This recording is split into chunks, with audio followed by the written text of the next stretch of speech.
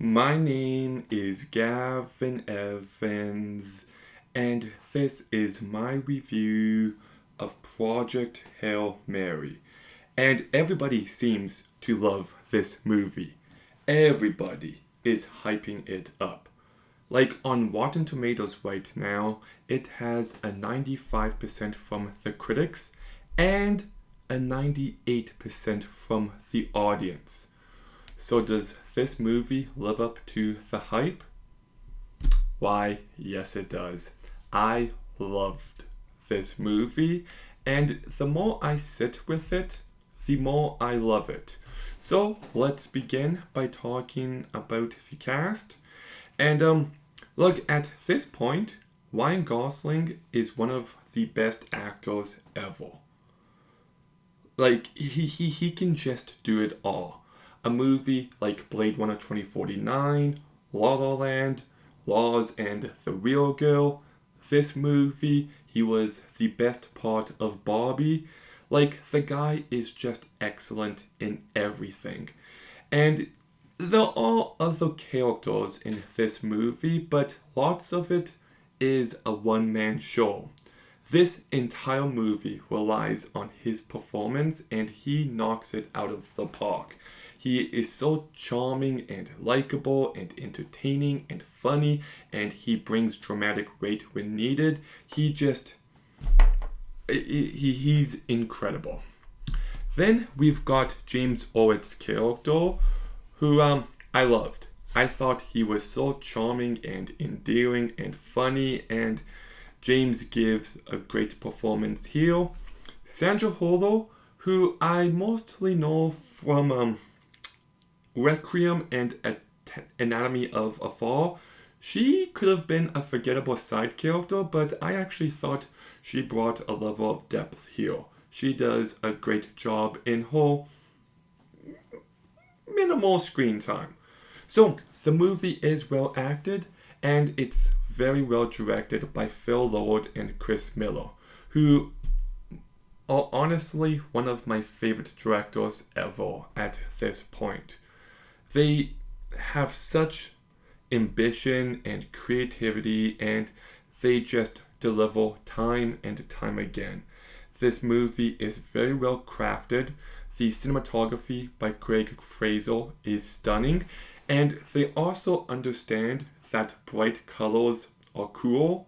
So I like how there's bright colors here. There's moments that capture a sense of awe and wonder. The sound design and mixing is really great. And the music by Daniel Pemberton, I love most of.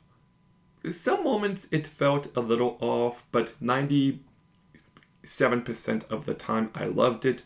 Box in a Box is such a great piece of music. But what really stands out about this movie is the story. And I don't want to say too much just in case you don't know specific details. But at the end of the day, this is a movie about bravery. It's about sacrifice. It's about our need for connection. It's about relationships and love. And it's about how there's a connection between love and bravery. And I love the way this movie explores this. It definitely reminds me of Into the Spider-Verse in some ways. Like, a big theme of that movie is it's a leap of faith. That's all it is. And I feel like this movie captures some of those same ideas, but explores them in a way that feels fresh and new. And I actually do find it to be a really meaningful movie. I've seen some people complain about the structure, and I couldn't disagree more. That structure is what takes this movie to the next level because you find out more information and it recontextualizes the rest of the movie. And now I kind of can't wait to rewatch it because I feel like I'll have a better grasp on it as well. And it is a very emotional movie. Like, I teared up a couple of times. It's also hilarious. Like, yes, it's a sci-fi movie, but it's also really comedic, and I love that. I love movies like Gravity and Interstellar, but this movie's sense of humor allows it to stand out in the genre and allows it to feel fresh and new.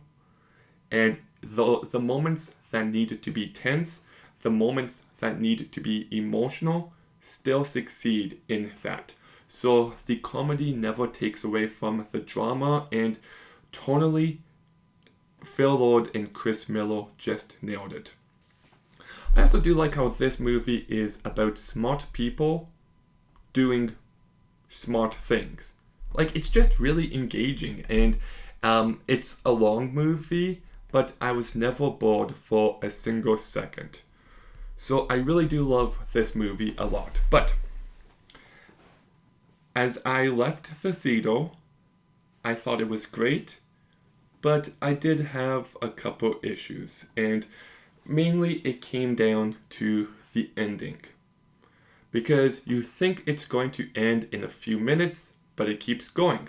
Then you think it's going to end in a few minutes, but it keeps going. And I was sitting in some very uncomfortable chairs, so I was kind of itching for this movie to be over. But as I look back on the ending, I'm actually glad it ended well it did. Yeah, no, my issues are kind of fading with time already. Just talking about this movie with my brothers and my mom and my dad, I really did love it. Like, it's a movie I could see myself rewatching so many times in the future. There is one key element of the plot that I'm not talking about, but it is so charming and it's such a delightful part of this movie. It's funny, it's emotional, it's inspiring, it has thematic depth. Yeah, you know what?